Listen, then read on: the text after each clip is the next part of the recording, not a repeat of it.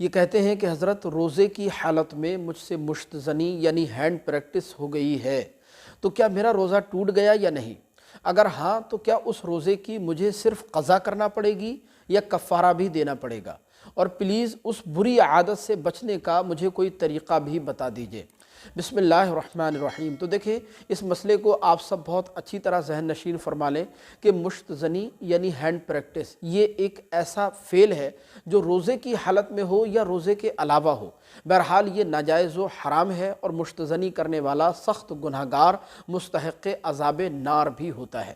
لہذا ایسے انسان پر لازم اور ضروری ہے کہ وہ اللہ عز و جل کی بارگاہ میں سچے دل سے توبہ استغفار کرے، اللہ سے معافی مانگے، اور آئندہ کے لیے اس برے گناہ سے بچنے کا پختہ اور مضبوط ارادہ بھی کرے، کیونکہ علماء نے یہاں تک لکھا ہے کہ اگر یہ فعل کرنے والا انسان توبہ اور استغفار نہ کرے اور وہ ایسے ہی مر جائے تو کل قیامت کے دن اس کی ہتھیلیاں حاملہ یعنی گابھن اٹھیں گی، اس کی ہتھیلیاں پریگننٹ ہوں گی، گابھن اٹھیں گی، جس کی وجہ سے تمام اہل محشر کے سامنے اس کی سخت ذلت و رسوائی ہوگی۔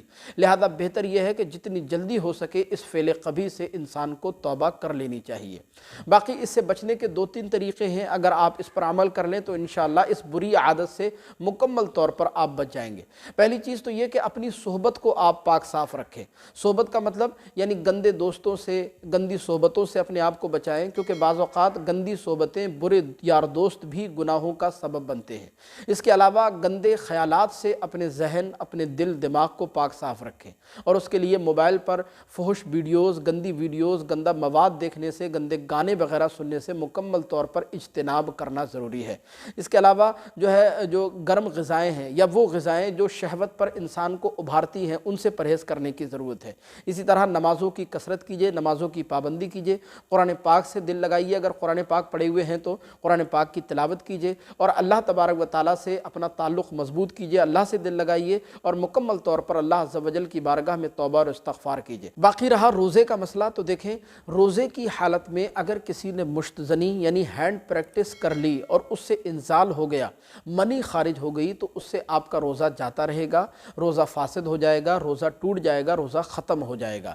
اب بعد میں اس ٹوٹے ہوئے روزے کی قضا کرنا لازم ہوگی، یعنی جب رمضان نکل جائے تو اس ٹوٹے ہوئے روزے کی آپ قضا کر لیں۔ قضا کرنے کا مطلب یہ نہیں کہ 60 روزے رکھے جائیں، قضا کرنے کا مطلب یہ ہے کہ قضا کا آپ صرف ایک روزہ رکھ لیں، بس کافی ہے، کفارہ دینے کی ضرورت نہیں ہے، اس صورت میں کفارہ دینا لازم نہیں آتا ہے۔